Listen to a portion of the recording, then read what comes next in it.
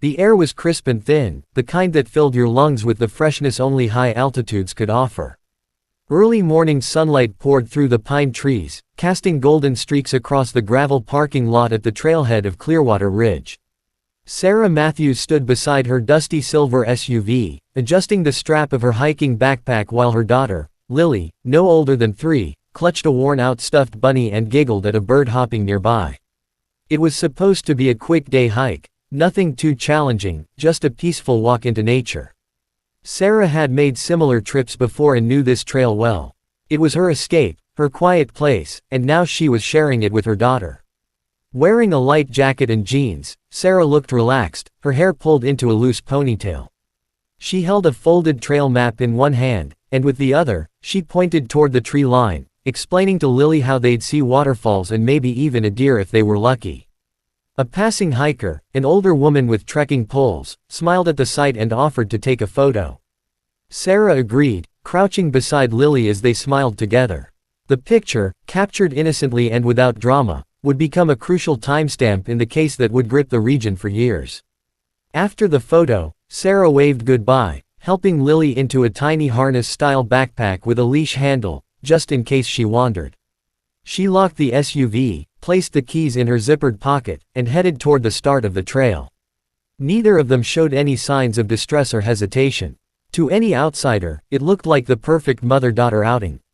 As they disappeared into the woods, birds chirped and the wind rustled the branches overhead. The moment was quiet, peaceful, ordinary. But what lay ahead was anything but.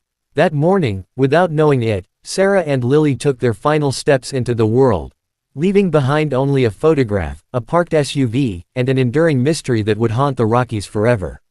The sun had long since dipped behind the towering ridges of the Rockies, casting long shadows over the quiet town of Winfield. The forest now loomed dark and impenetrable, the trailhead parking lot nearly empty except for a single silver SUV sitting silently under the faint glow of the moon. Inside the Matthews home, a sense of unease had been growing by the hour. Sarah wasn't answering her phone. Texts had gone unread. Dinner time came and went, and still, no sign of her or Lily. At first, her husband, Daniel, tried to stay calm.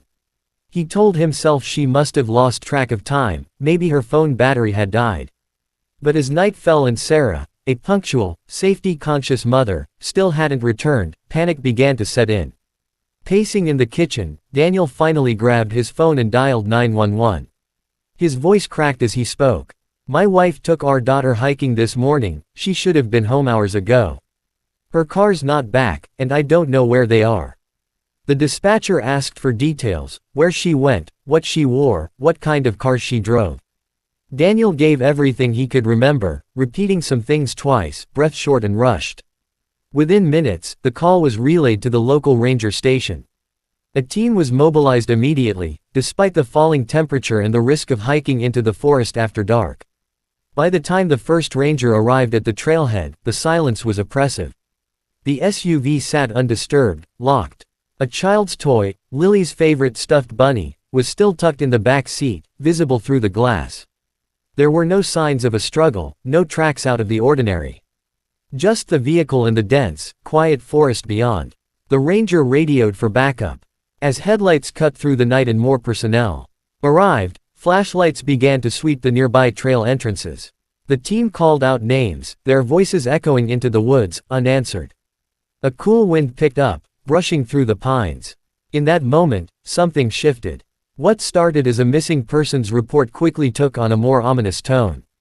The forest, once a place of peace and escape, now seemed to swallow every sound, and possibly, 2 lives.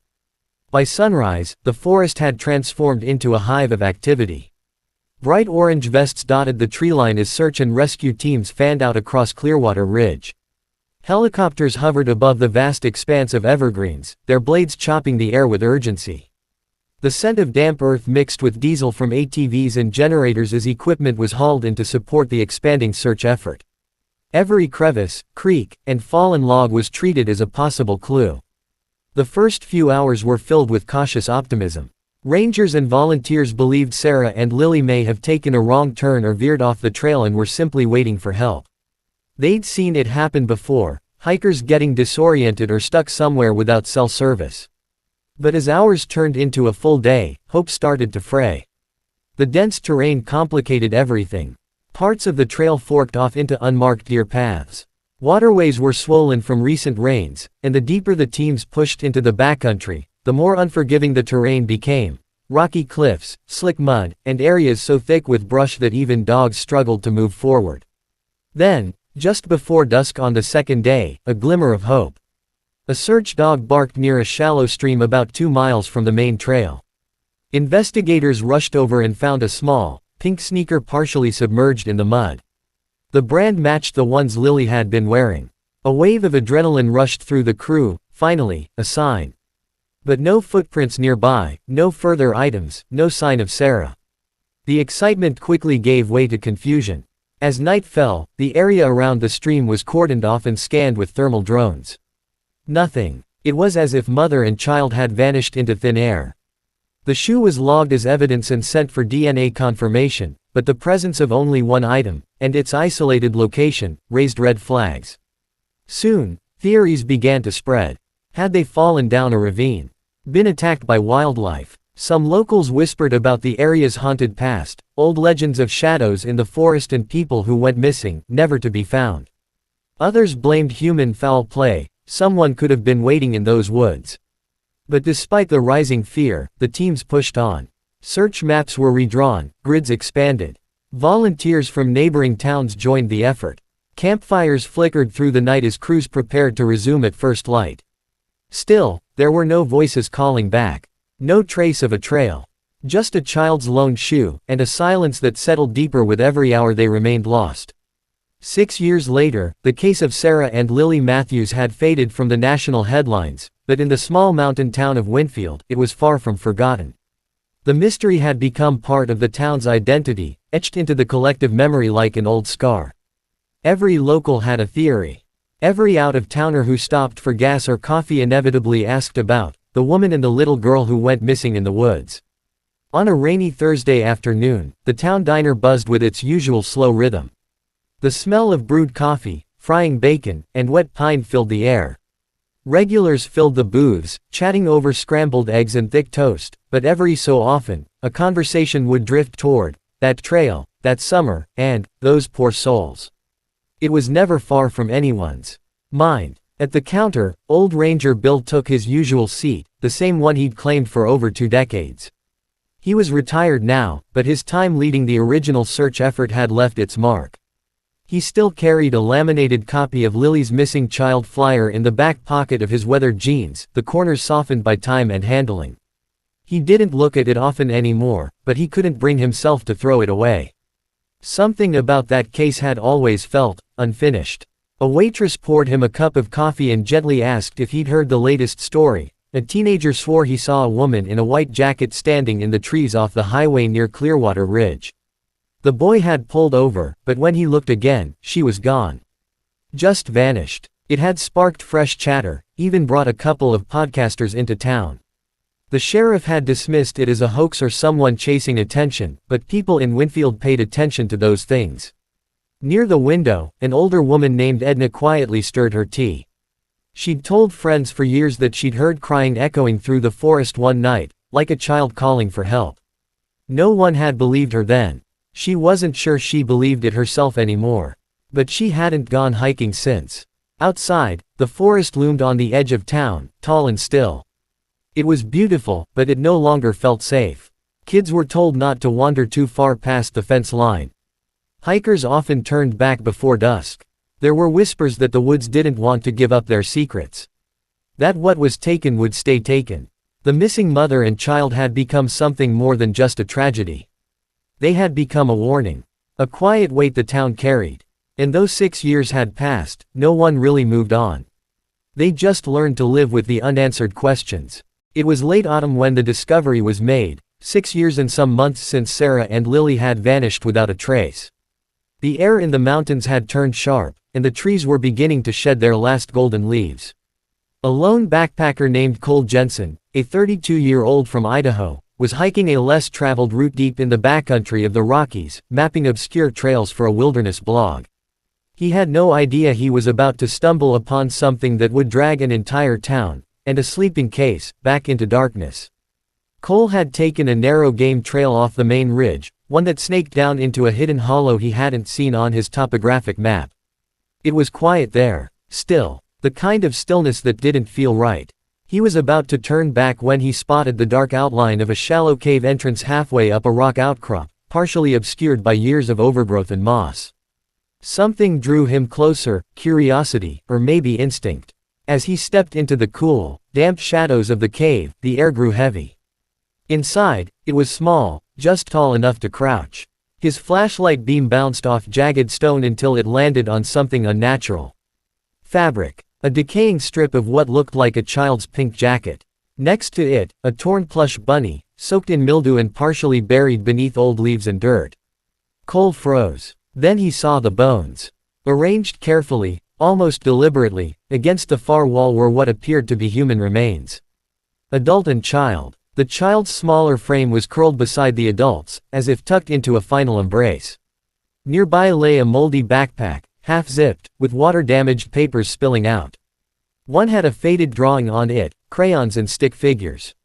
Another was a driver's. Within hours of Cole Jensen's call, the area around the hidden cave was transformed into a controlled chaos of flashing lights, forensic tents, and hushed voices.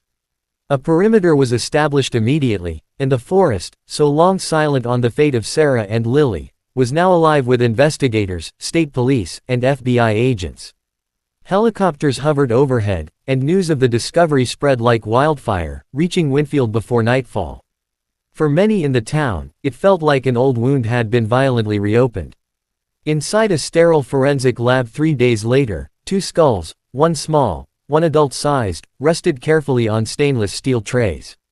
Forensic anthropologist Drive. Miriam Yates worked silently beneath bright white lights. The remains were badly decomposed, exposed to years of moisture, insects, and forest decay. Yet despite the passage of time, something about them immediately felt off. Preliminary DNA testing confirmed what many had feared. The adult remains belonged to Sarah Matthews. The smaller set was Lily. The official identification sent a chill through the team. It closed one chapter, yes, but opened another even darker. What troubled Drive, Yates and her team was the lack of any signs of natural death or animal predation. No claw marks, no bite wounds, no signs of a fall or traumatic accident. In fact, both skeletons showed minimal physical damage. Instead, there were other details, stranger ones. A thin, unnatural incision on one of Sarah's ribs suggested post-mortem activity with a sharp object. The arrangement of the bones, deliberately placed, carefully posed, was eerily precise, almost ritualistic. Most disturbing of all, carved into a nearby tree just outside the cave's entrance, was a strange symbol, a circle with 3 vertical lines running through it. It didn't match any known park signage or trail markings. Some investigators thought it resembled ancient symbols or even cult iconography. Others dismissed it as the work of a disturbed person. Still, no one could explain it. The backpack was a time capsule of heartbreak. Lily's half-melted crayons, waterlogged granola bars, and a folded note written in Sarah's handwriting, "Stay strong, Lily. Mommy is with you." The date, written in the corner, was from 3 days after their disappearance. Which meant they had survived, at least for a little while, after the search began. That realization shattered many on the team. Autopsy results were inconclusive, but there were no signs of disease or poisoning. Toxicology was impossible after so long. The final report listed the cause of death as undetermined, but quietly, some agents believed the site had been staged. And not by Sarah. Publicly, the sheriff gave a brief statement, "Remains confirmed, investigation ongoing." But behind closed doors, officials debated theories ranging from a hidden predator in the woods, to a survival situation turned tragic, to something far more sinister and deliberate. The lab lights buzzed faintly as Dr. Yates packed the evidence into sealed containers. She paused one last time at the child's drawing, simple stick figures holding hands beneath a sun. But in the corner, drawn faintly in red crayon, was the same strange symbol found on the tree. She stared at it, a chill climbing her spine. The forest had finally spoken, but what it revealed only deepened the horror. The conference room inside the Winfield County Sheriff's office hadn't been this crowded in years. News vans lined the small parking lot outside, their satellite dishes angled skyward, reporters adjusting microphones and powdering their faces for live feeds. Inside, the air buzzed with tension. Journalists, townsfolk, podcasters, even a few conspiracy theorists had packed shoulder to shoulder, hungry for answers. It had been over a week since the remains of Sarah and Lily Matthews were confirmed, and now the town, the state, maybe even the country, wanted to know what really happened. Sheriff Alan Brooks, now in his early 60s with a graying beard and lines etched deep across his face, stepped up to the podium. Flashbulbs immediately lit the room. He adjusted his glasses and cleared his throat. Good morning. As many of you know, 6 years ago, Sarah and Lily Matthews disappeared from Clearwater Ridge. Despite an extensive search, no trace was found until recently. Last week, remains were discovered in a remote area several miles off trail. Those remains have been positively identified as Sarah and Lily. He paused, the weight of the moment pressing into the silence. At this time, we are not releasing an official cause of death. The forensic analysis is ongoing. However, I can say that what was found raises more questions than it answers. A murmur rippled through the crowd. Sheriff Brooks continued, more carefully now. The arrangement of the remains, the presence of a symbol carved into a nearby tree, and the condition of certain items at the scene have led investigators to consider multiple scenarios, including the possibility that another individual may have been involved. That said, we are not confirming foul play at this time. Hands shot up from the press section. A reporter from Denver shouted, "Are you saying this could be a homicide?" Another chimed in, "What does the symbol mean?" Brooks raised a hand to calm the storm. "I understand everyone wants answers. We want them too. But until we have more conclusive evidence, we are treating this as an open investigation. We urge anyone who was in the Clearwater Ridge area during the summer of 2019, or who has knowledge of this case, to come forward." The press conference was supposed to last 15 minutes. It stretched past 40. People demanded more details about the symbol. Some said it resembled pagan markings, others thought it was part of a cult. When asked if it matched any known criminal cases, Brooks hesitated before responding, "Not that we've confirmed yet." And then, as the press conference neared its end, a strange moment occurred. A woman stepped forward from the back of the room. Her hair was long and silver, her eyes glassy. She didn't look like a reporter. She waited until the crowd quieted, then spoke, not to the sheriff, but to everyone. "I told you 6 years ago," she said. "I told you I felt her. I said the forest was holding something back. And now you see." It was Marlene Wexler, a self-proclaimed psychic who had once claimed she sensed Sarah and Lily's presence in the woods. Back then, the sheriff had dismissed her. Now, some weren't so quick to laugh. "The symbol on the tree," she continued, "it's old. Very old. It's not just a warning, it's a boundary. Something was watching them. And now that you've disturbed it." Her voice trailed off as deputies ushered her out. But her words lingered. Back at the sheriff's podium, Alan Brooks looked shaken. He didn't believe in psychics, not officially. But part of him wondered, had they uncovered a crime? A tragedy? Or something stranger? The questions remained unanswered, the town once again thrust into a storm of uncertainty. And somewhere, in the silence of the woods, the symbol still waited. Carved into the bark, untouched, watching. The sky was overcast the morning the memorial was unveiled. A soft wind rolled down from the peaks of the Rockies, stirring the tall grass that had grown wild around the old trailhead at Clearwater Ridge. A hush had fallen over the crowd gathered there, dozens of townspeople, former search volunteers, forest rangers, reporters, and people who had never met Sarah or Lily Matthews, but had carried their story for 6 long years. They stood shoulder to shoulder, bundled in coats, hands in pockets, eyes fixed on the stone plaque covered in a white cloth. At the front of the crowd, Daniel Matthews stood alone, his hands clasped tightly. Time had not been kind to him. The man who once frantically searched the forest with hope in his eyes now stood hollowed out, a quiet shell of someone who had been suspended in grief for too long. He had aged a decade in 6 years. His voice, when he spoke, was barely above a whisper. "They were more than a headline. More than a mystery. They were my family," he said, eyes cast downward. "And now that we know some of it, at least, maybe they can finally rest." A park ranger stepped forward and gently pulled the cloth away. Beneath it stood a modest granite marker, shaped like a mountain peak. Etched into the stone were two names. Sarah Matthews 1989-2019. Lily Matthews 2016-2019. May their spirits roam free among the trees they loved. Below the inscription, someone had placed a tiny pink sneaker, an identical match to the one found near the stream during the original search, and a plush bunny, weathered and faded, but carefully cleaned. A child in the crowd tugged her mother's hand and pointed at it. The mother didn't speak, only pulled her daughter a little closer. A few steps beyond the plaque, the trailhead sign still stood, though now its wood was worn and splintered.